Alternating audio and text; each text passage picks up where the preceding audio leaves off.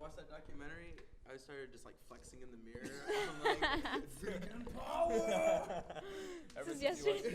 So just today. On yesterday. Yesterday and today. I did the same thing. I screamed vegan power at the top of my lungs.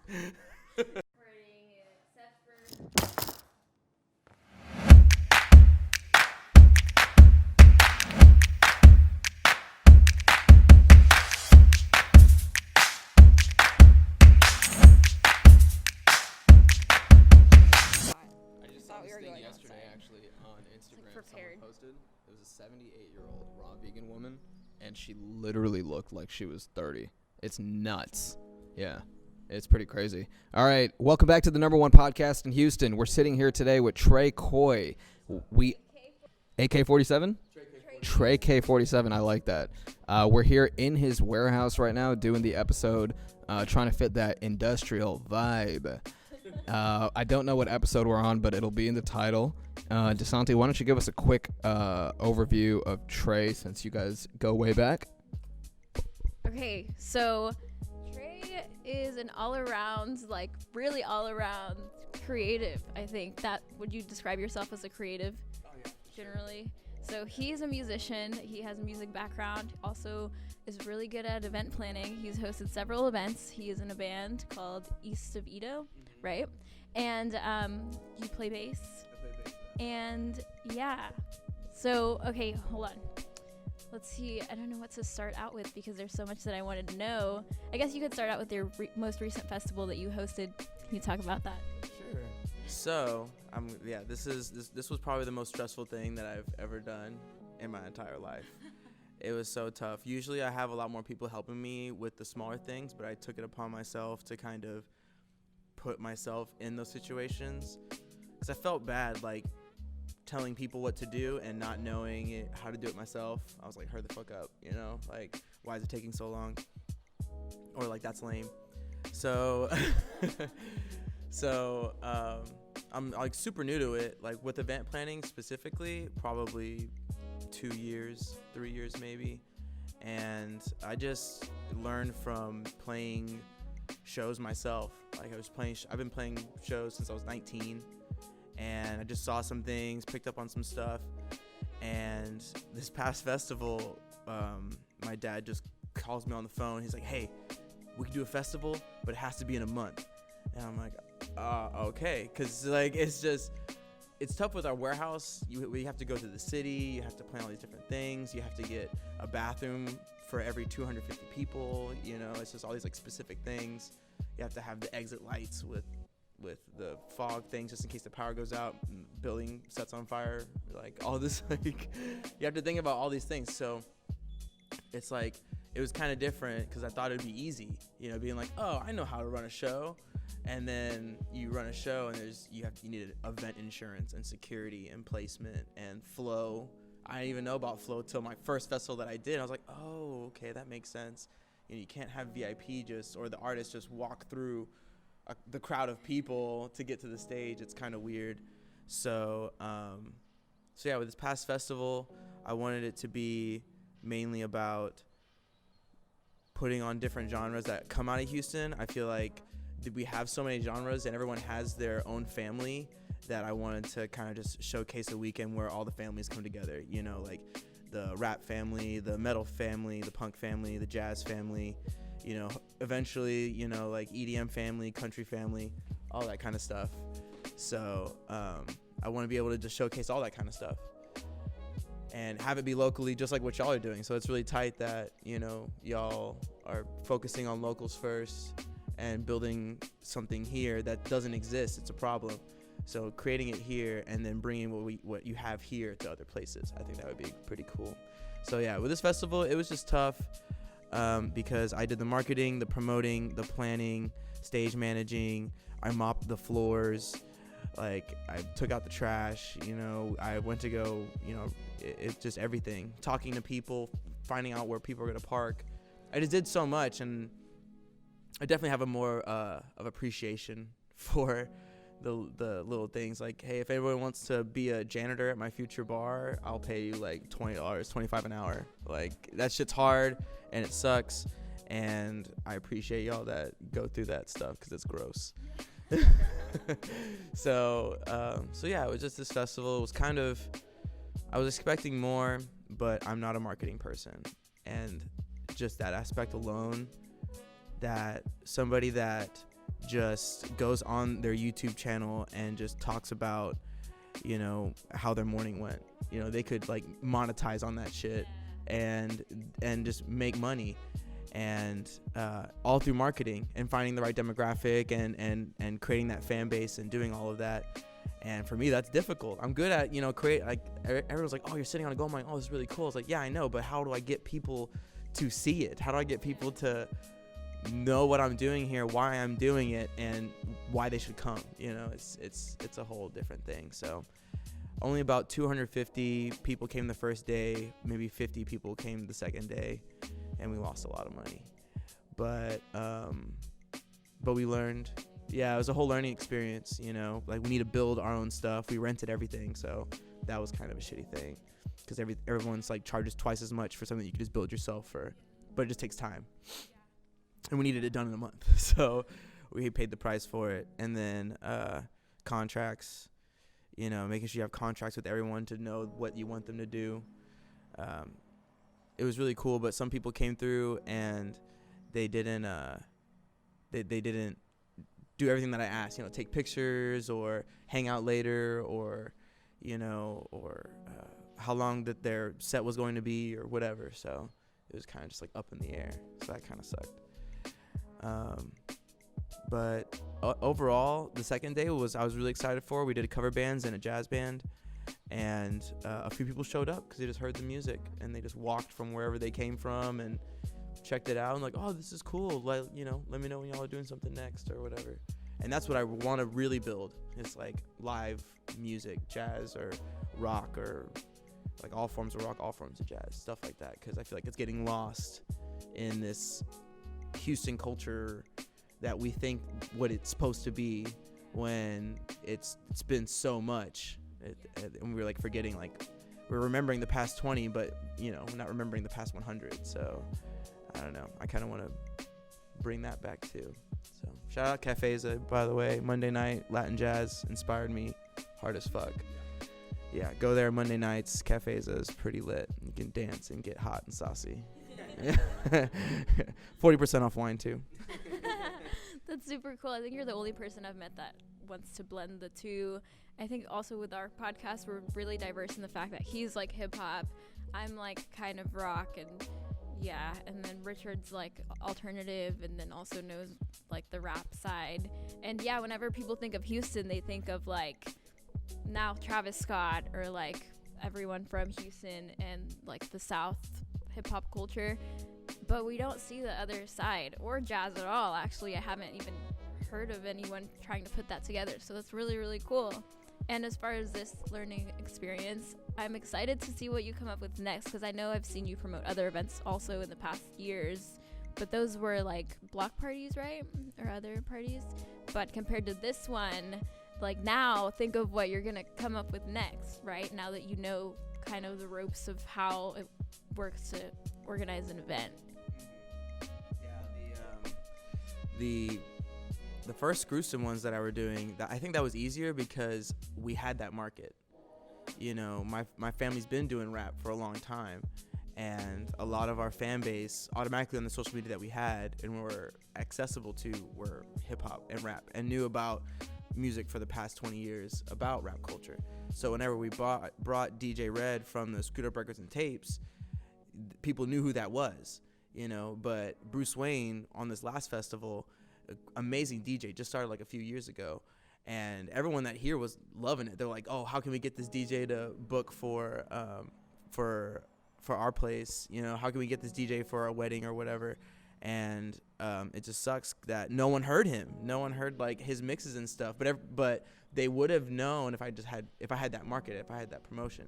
But yeah, with the Screwston stuff, yeah, that was just my dad has the name Trademark and copywritten, like it's yeah, so all the stuff that's out there, like, I mean, we're not going to go out and sue people, you know, but he does have it trademarked and copywritten, and it's still under his name. So we that was with him and my uncle Carlos SPM. That's like where all that stemmed from. And I'm just trying to just get something. Like, I've been so blessed my whole life. Like, the whole reason I'm trying to do this is because I've been given so much opportunity, and I feel like a lot of other people get zero opportunity. Like, they wait till they're like mid 30s for an opportunity, even the smallest opportunity. So like with my rap showcase, one of the people that work with us, he's an electrician. He was like, hey man, I've been making some songs. Like, can I perform on the thing? I'm like, dude, you've been working with us for 10 years. Fuck yeah. Go up there, perform, bring your kids, show them what you got, you know? And yeah, he did. And, you know, this first time, and he was in front of 50 or so people. A lot of people can't say that either, you know, that the first time they perform, there's 50 people paying attention, you know? So that's the kind of stuff that I want to do. But like I said, I can't do everything. I'm not good at everything. And I learned that. I'm good at the ideas, and I'm kind of good at the managing, but the marketing is where it's hard for me. So yeah, that's why the Screwston stuff was so fun. And plus, there was only DJs. There was no performers. Having performers is like a whole nother level of getting their songs and performing and make sure they arrive on time and bringing their people in and you know, just all that stuff. So yeah, it's just pretty much, yeah, my festival life has been tough. And Amy, shout out to DJ Having Things, Put Some South in Your Mouth. She's really helped me just organize myself. You know, realize that you have to put goals down, make a to-do list, like just do the basic shit just to get shit going. Because everything was up here for the longest time. As soon as I started writing shit down, and even if it's just on a tiny little booklet, you know, it makes a difference. So she helped me a lot. Like writing emails, that shit sucks. I'm like, I do not want to write emails and email lists or blasts and stuff like that. I just don't like doing that, but it has to be done. Someone has to do it. So yeah, shout out to you, Amy.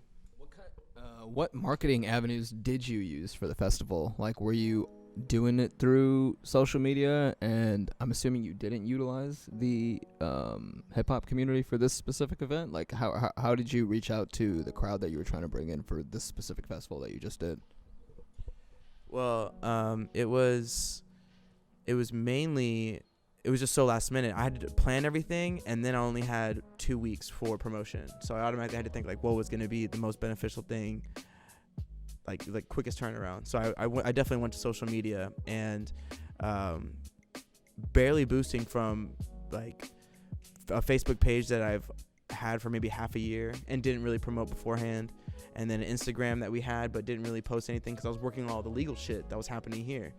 You know, making sure I was going to the permitting office like, you know, every week just to figure out what the hell to do.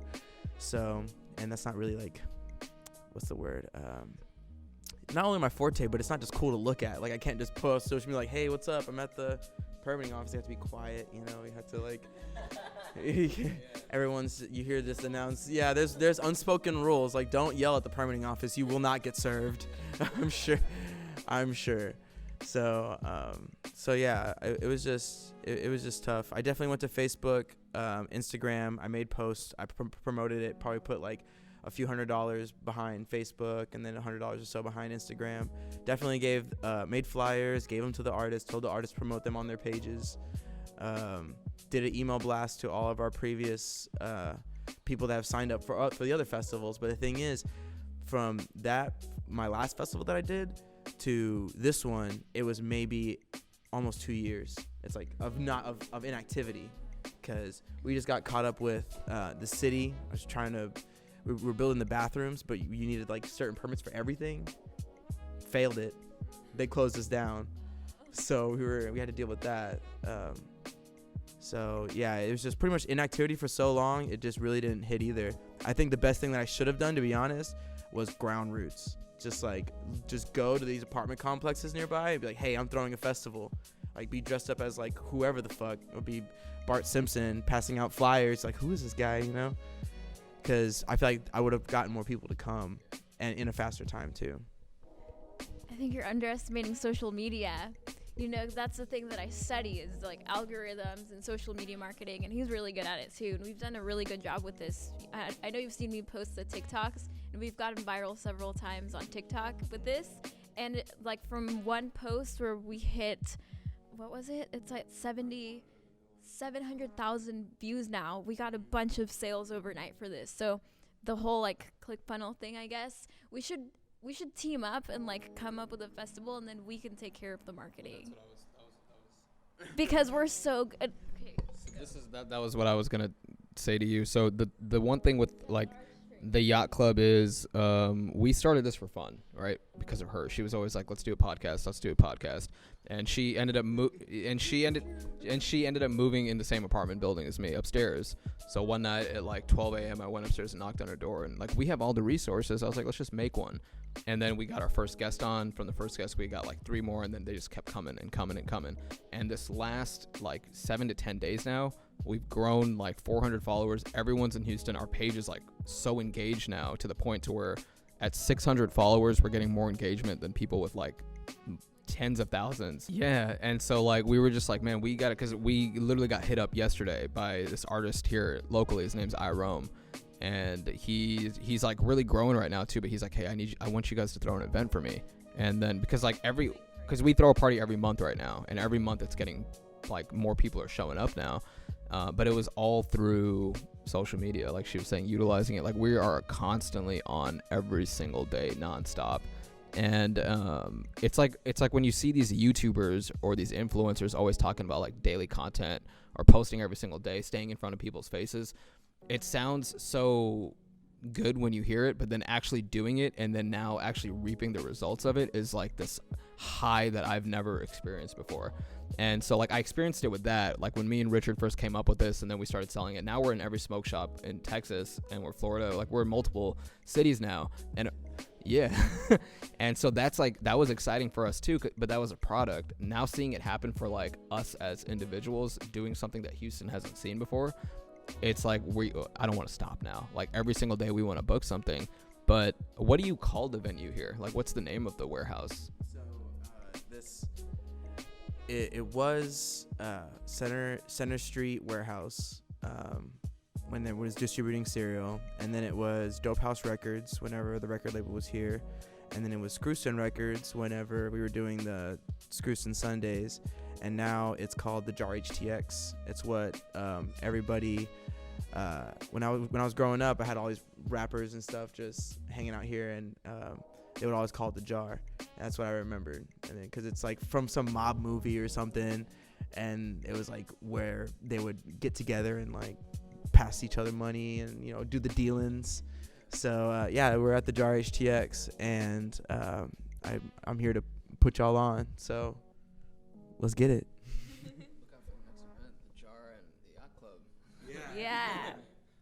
We should plan like something really huge. Yachts in the jars. Oh yeah. Yeah. Like really anticipated.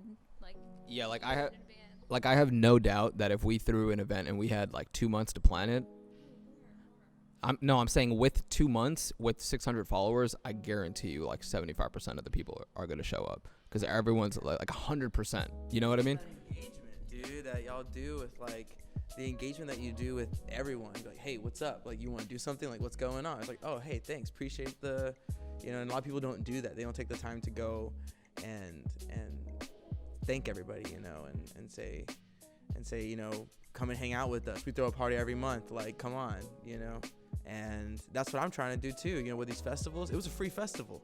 It was free. It was. Oh, I forgot to mention that part. It was a free festival, and I want to keep on making it free. And I have some marketing ideas too that I try to implement, especially when it comes to Eventbrite and stuff.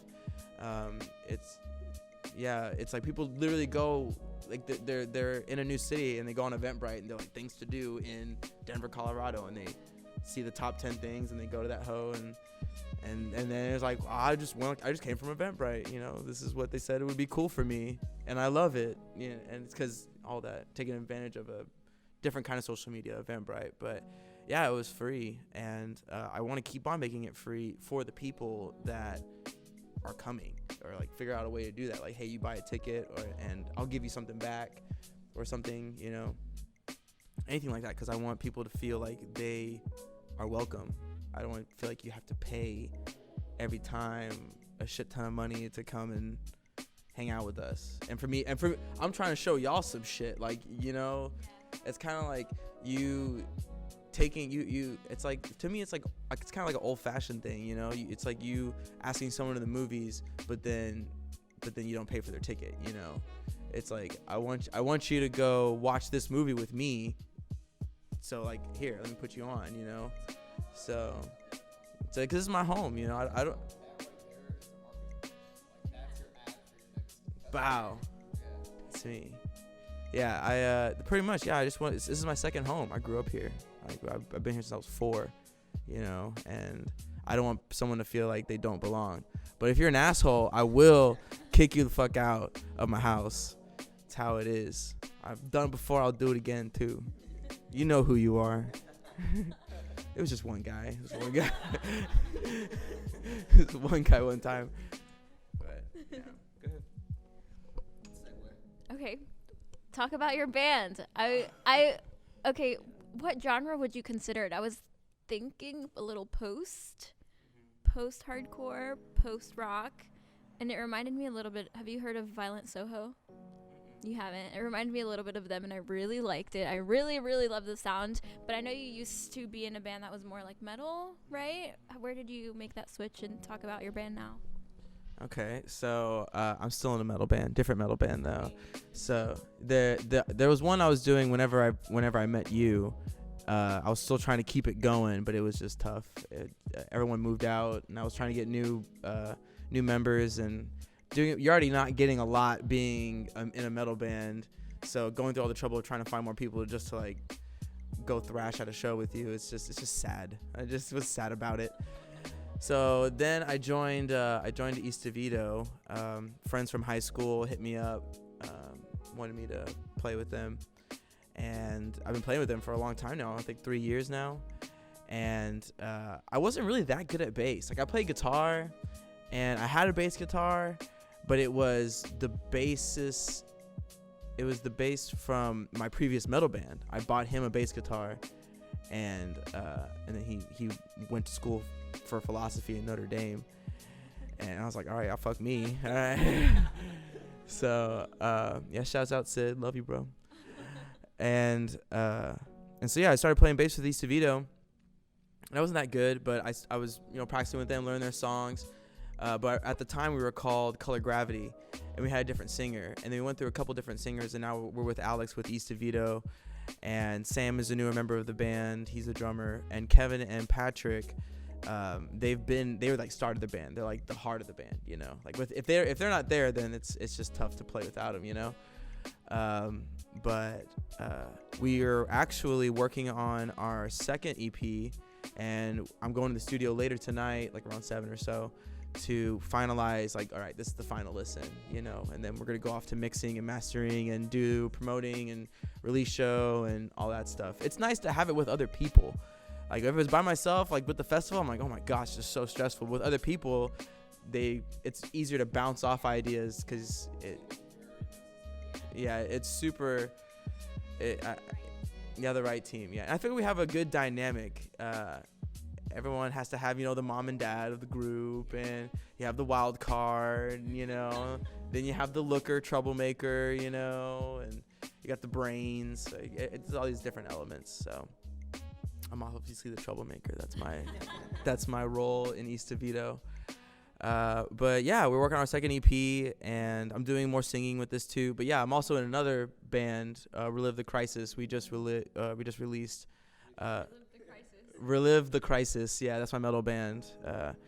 I like to talk about things that are inevitable and are like sad all the time, and they never stop. So that's Reliving the Crisis, you know, like police brutality or aggression, you know, how like you just can't help but just get mad. It's just in your blood. You can't do anything about it.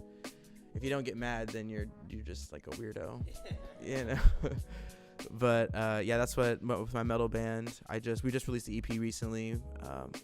But yeah, speaking on marketing, with East of Vito, we went through somebody else for marketing. It was it's a distribution. It's called Selecto Hits, and we paid them money to send like a vast email amount to all these different playlist people. And we got on, there's like, oh yeah, you might get on like a couple playlists, and from those playlists we'll try to boost you up to like a certain number, but after that we can't guarantee anything, you know, it's up to everybody else. So we got on to like 70 different playlists, and it was crazy. And like some of those playlists, they're like, oh yeah, we're only gonna have you on for like a couple of months, and then we're gonna take you off of our playlist that we run, but everybody else can just do whatever. And we racked up like 80,000 fucking listens on Spotify, so it was really sick. I was super. That's the one you just played on the way here. Yeah, that was probably Ghost Motion. And there's other stuff, man. Not This Time. I scream in that one. I love that song, and it's like it's forever. It's a 7-minute song, but it's really good. But this new stuff, we're kind of finding our sound more. If I had to say what we sound like, it would be like Red Hot Chili Peppers met Chiodos, and then that makes sense. yeah, cause and then like had like and like talked to like a J-rock, like Japanese rock and roll person, cause we like funk and we like faster beat stuff, and I kind of throw in the breakdowns, yeah. Yeah, so yeah, all the breakdowns are me.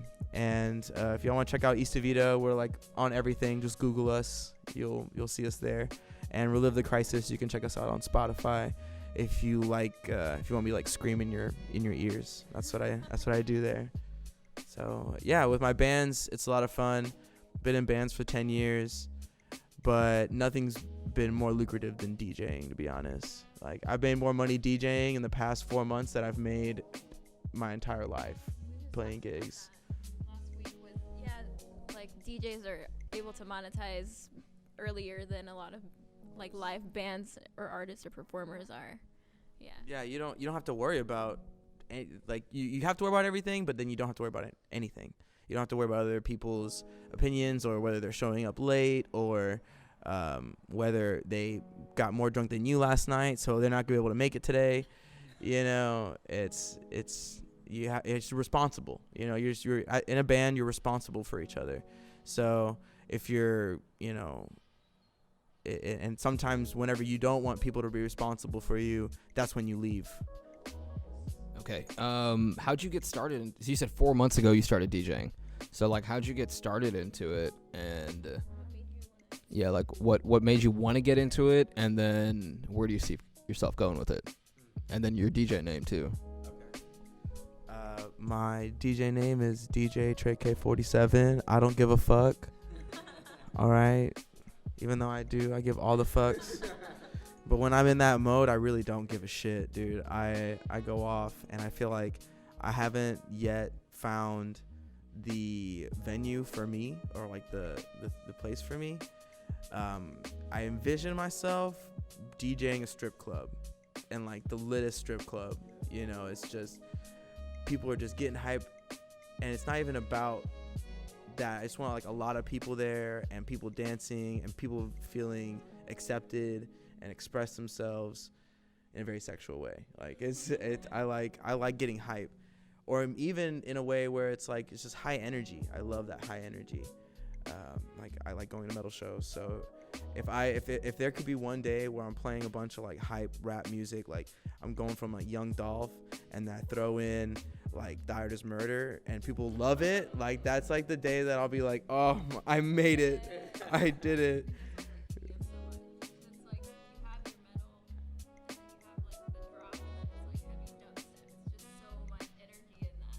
And that's, I want to be able to fuse this. Oh, I made a couple rap songs too, so shout out Anomaly Collective if you want to go hear me rap and sing and talk about more sad stuff.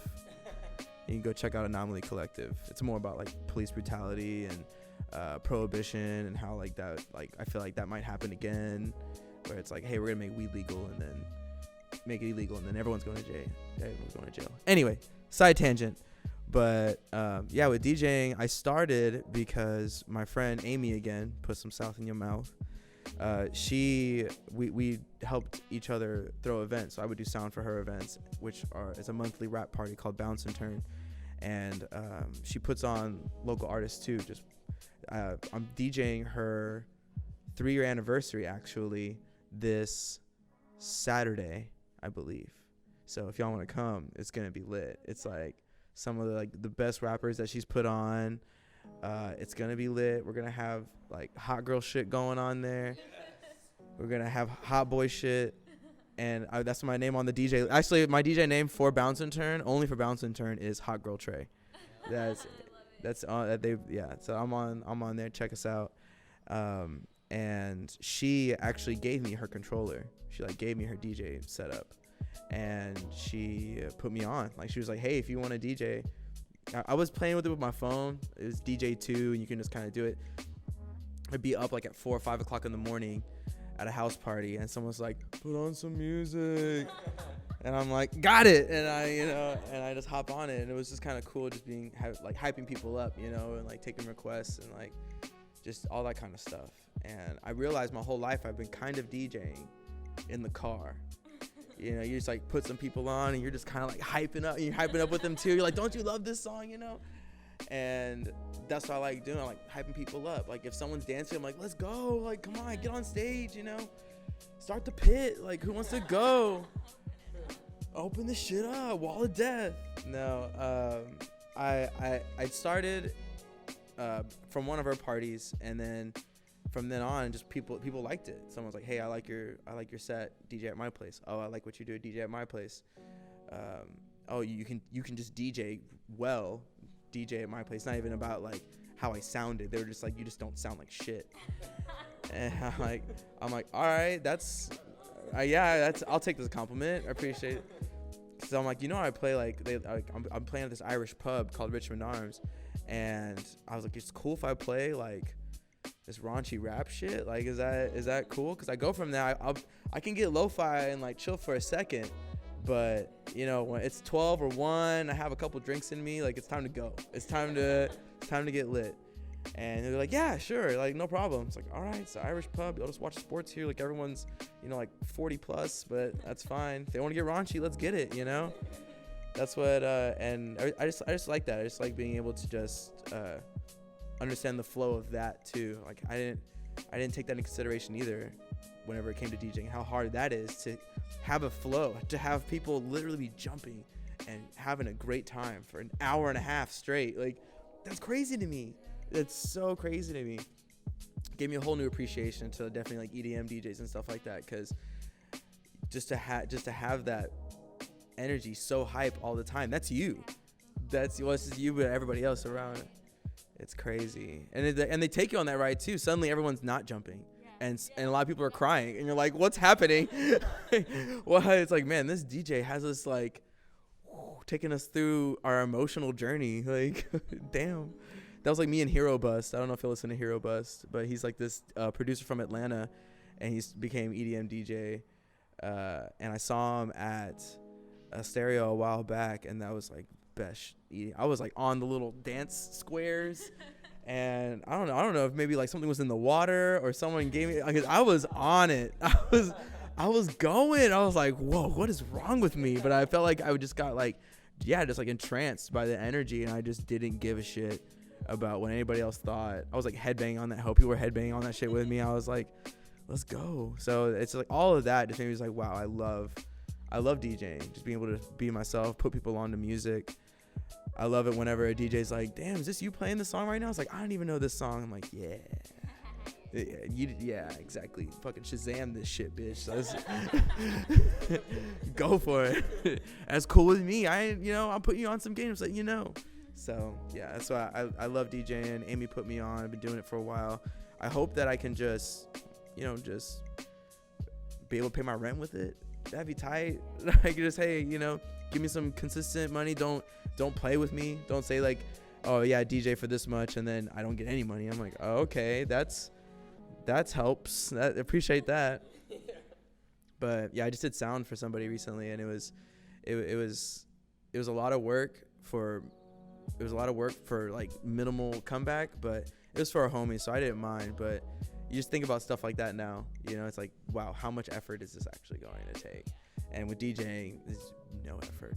Number one thing out of all the things that I do, event planning, bass, you know, playing video games, skating, snowboarding, DJing is definitely number one.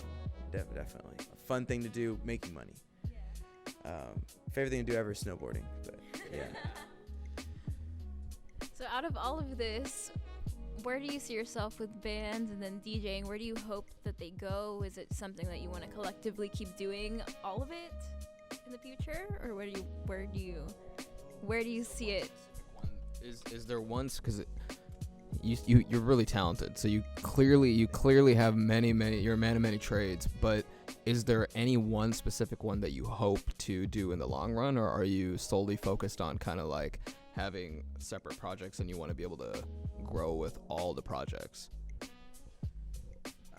I guess the goal is to grow with all the projects, but I'm already having a hard time balancing everything. Time management has been my weakness since I can remember. Like, I've always been so bad about arriving late, turning in shit late. You know, I don't like being around my phone all the time. I like just like putting that shit away and just skating or playing video games or listening to music or DJing or just stuff like that, just to get away from it. So, because I don't want to deal with it. I'm really bad about time. It's a huge anxiety thing for me. I hate it. But you have to do it. You have to be some form of good at it, because right now I'm not doing that well. I'm double booking everything. I'm planning like 5 things in one day, and I make none of them because it's tough. It's so hard. You have to consciously just be like, you know what, I'm doing these things today and I'm doing those other things tomorrow, because there's not enough time to do everything. That was actually my weakest point. I used to double plan until she created a calendar for us. You are a fire sign. No. I'm Okay. an air sign. You're an air sign. Okay. Oh, you were talking about the indecisiveness too. Yeah, well, that comes from Gemini. Oh, okay. Interesting. Because I feel like fire signs are very or plan savvy. Like they're really good at doing that kind of stuff. I think it comes from like being responsible as an Aquarius. Mm-hmm. Amy's an Aquarius too. Like, yeah, she's the one that helped me with like all this kind of stuff. I actually have a lot of Aquarius in my life. It's interesting. Yeah, put some South in your mouth, you know, put some Aquarius in your mouth.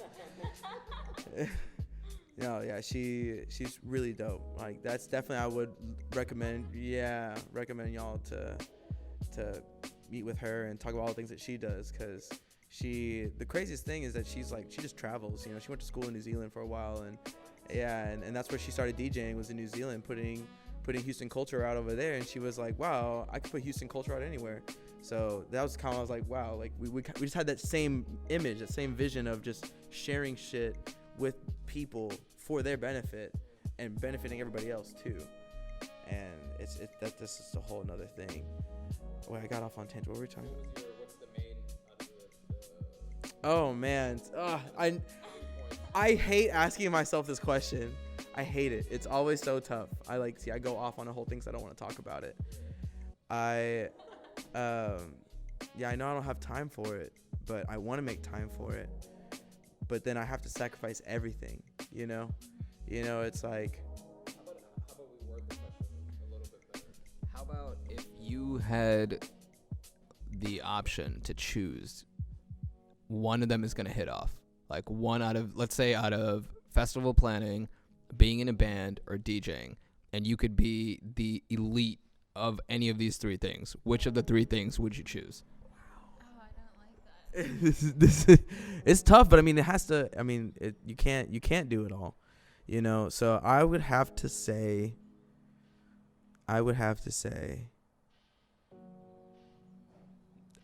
event planning, to be honest. Even though it's the most stressful thing to me, I still would want to do it for the fact that I could even put my bands on to that. Yeah, and I could still do. I mean, I might just throw myself in there every once in a while, but also all that. I didn't have any of my bands. I didn't do anything. I didn't DJ or anything. I wanted to put people on. You know, I didn't want to be like, oh, I'm doing this for me. You know, come to my show. No. Shout out Chris D'Elia, dude. That's his voice, like his fucking comedy voice. Chris D'Elia, I love that dude. I just missed him. I'm so mad.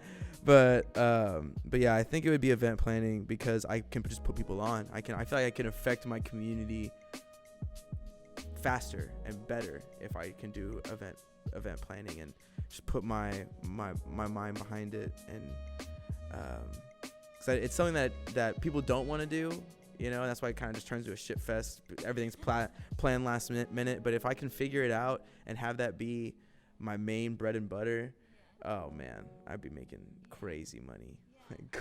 We put people crazy on. I'm like, let's all go to Hawaii. I'm gonna book 100 people. We're gonna go to Hawaii because I'm throwing a festival there. Let's go. It would be crazy. You know, I can't do that with a band. Really, I can't do that. I might be able to do that with DJing, but it's just also it's too much stress. It is by yourself. I could at least have a plan when it comes to, or a team whenever it comes to event planning. So. Plus, I have this place. You know, I feel like this is a good hub. That's why I call it the Jar HTX, because it would be cool to have the Jar NYC and the Jar ATL and the Jar LAX and stuff like that, and be able to put my idea in other places, have little cultural hubs. Because a lot of this shit, like even in Austin, all that stuff is getting painted over, and it's getting gentrified in that sense. So.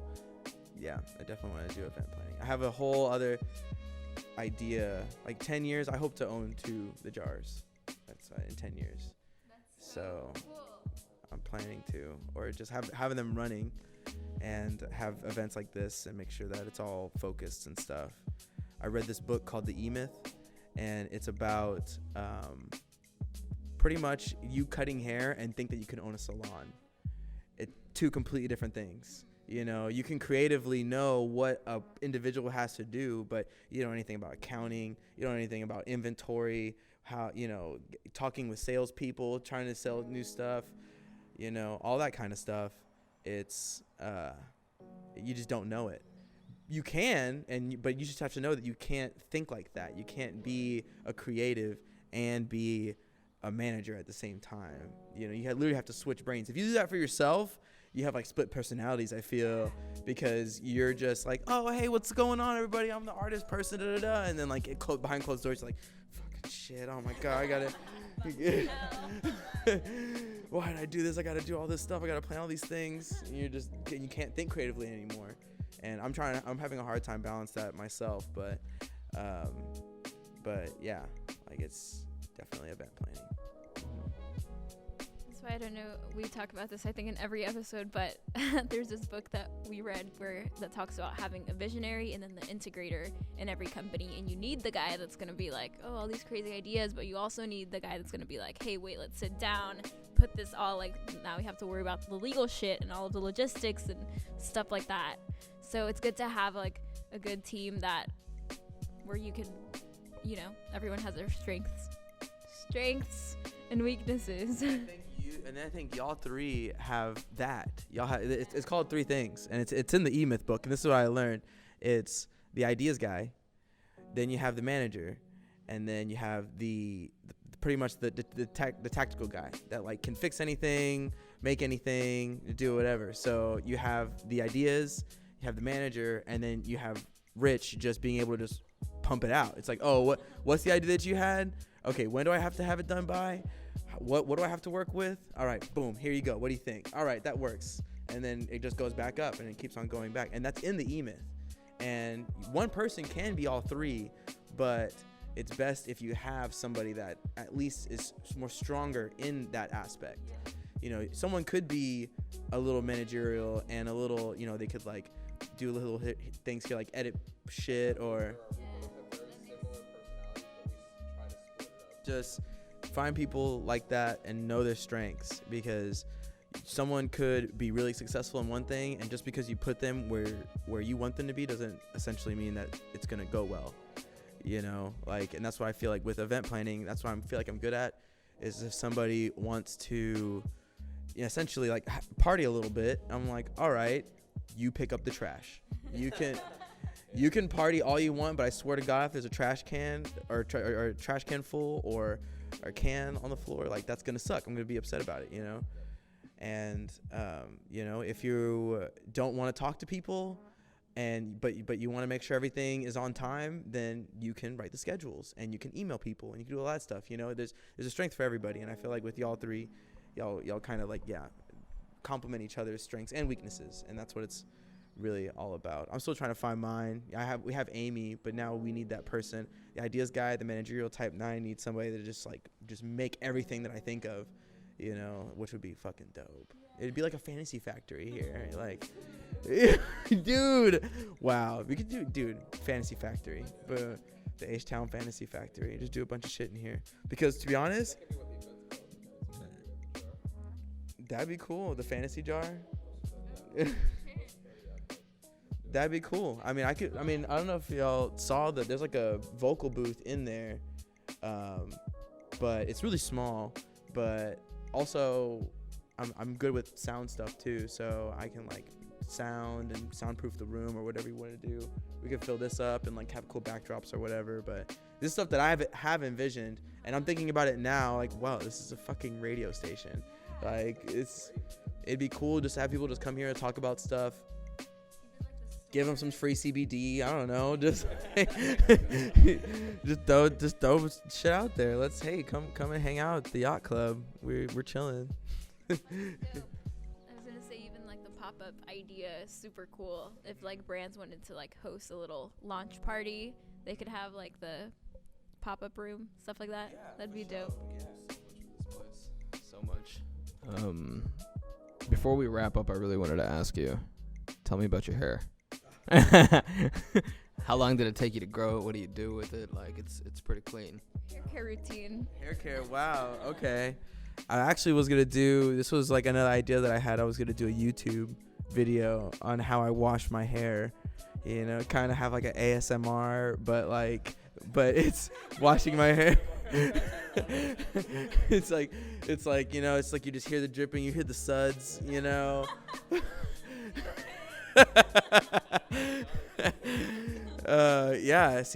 But pretty much like I have like a specific way I wash my hair, so that way, I don't know, I feel like it makes a difference, like how you position your head and how many times you wash it and like what you do with it and stuff. But pretty much I use like this Paul Mitchell like moisturizing shampoo and conditioner, and I wash it like once a week or so, maybe twice a week if I'm really trying to show out for some people on that week. But just rinse it with water, and then I put like this Paul Mitchell mask thing, and then I put coconut oil in it sometimes. And yeah, it's just about it. It's just it's the same thing with knowing people. Just know your hair. Just know what your hair can and can't do. Don't try to fight it. Like, some people will be like, oh, I fucking hate curly hair. It's like, well, see what you can do with what the curly hair that you have. And pretty much I started growing it out, I think it was 7 years ago. It was like 21. No, yeah, 7 years ago. I'm 28 now. And I just kind of went through some shit, kind of like went through some traumatic shit, and decided that I didn't want to fit in anymore. I just didn't. I wanted people to, at least I don't have any tattoos. I've never had like gauges or piercings or anything like that. But now that I have my hair long, people look at me like, you play music. You're a rock star. I'm like, yes, you get it. Yes. You get it. Cause before, like, I felt like people just didn't really know who I was, or I felt like I wasn't. So I was like, you know what, fuck it, I'm just gonna be me, grow out my hair. Led Zeppelin was like my shit. Like, that's what I grew up on, and I just want to be Robert Plant. I just wanted to. I can't sing like that motherfucker, but yeah, I definitely wanted to just be myself a little bit. I got away from the music industry for a little bit while I was growing out my hair, and just, it's crazy just going out into the world and how people see you differently. I had one club said that I had to put up my hair, and I was like, what? Like, think I'm sexy, bro? You think I'd be a mistake? I might look like a girl from the back? Like, do you like my skinny booty? Like, what's going on? No, yeah. Now that I've grown out my hair, though, that's one of the downfalls. Is that they'll some dudes will come up to you and like do some grotesque ass shit, and I'm like, whoa, like you do this to girls? Like that's fucked up, bro. Like I'm like, wow, I'm actually like I feel like I'm a pretty nice guy sometimes. Like, and now I've never gone up to a girl and just like cupped her ass. Like what? Like I'm not perfect, but that's fucked up, and that's happened to me, you know. It's like how many times guys will just like grab my waist to move out the way, and I'm like with a firm squeeze, I'm like, this happens, yo. I've gotten some free drinks out that shit too. Embarrass some motherfuckers, dude. Embarrass some motherfuckers. I'm like, yo, you're buying all of us drinks, you're buying all of us tequila shots. Like, oh man, yeah, my bad, bro. He like pinches my ass or like smells my hair or some weird shit. Seriously, in the line for the restroom, dude, some dude comes up behind me, just I'm like, oh my god. He's like, oh my bad, bro. Oh, he left the line. I was like, oh, it was bad. It's been bad. So yeah, it has its ups and downs. I feel like I don't know. I grew out my hair and people are like, wow, you're so pretty. I'm like, it's just the hair. Yeah, hot girl Trey, exactly. Hot girl Trey in the mix. That's why I feel like that's where it came from. Amy was like, hot girl Trey. I'm like, I guess so. I guess that's me. That's who I am. I'm embodiment of, like, it's been tough with the hair. It's been tough, but yeah. I'll come out with the YouTube video. We'll work on that. I'll get the mics from y'all. The Yacht Club ASMR segments. Yeah, vegans eat fruits. You know, I'm down for that one too. Eat some fruits.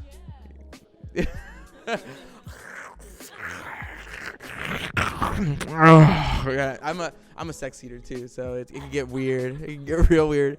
If it's good food, I'll be like, oh man, so good. Anyway, yeah, cool. Well, thanks for having me, y'all. This has been fun. I'm down to do this again. Do some weird shit. With Richard. Yeah. We'll do it again with Richard. Yeah. So where can they find you online? Look up Trey Coy Music on Instagram. And that's pretty much it. Like, if you just find me on Instagram, I'll be able to just pinpoint to whatever you want to do. Come to my shows, come to my festivals. I have an event here at my warehouse. If you want me to scream on your tracks, I can rap a little bit too. So yeah, Trey Coy Music. Just hit me up on Instagram. All right, thank you so much. Make sure to subscribe to our podcast on Apple Podcasts. Leave a 5-star review. We're on Spotify, YouTube, TikTok, LinkedIn, Instagram. I said Facebook. Spotify. Thank you guys for tuning in. Have a great day. Peace.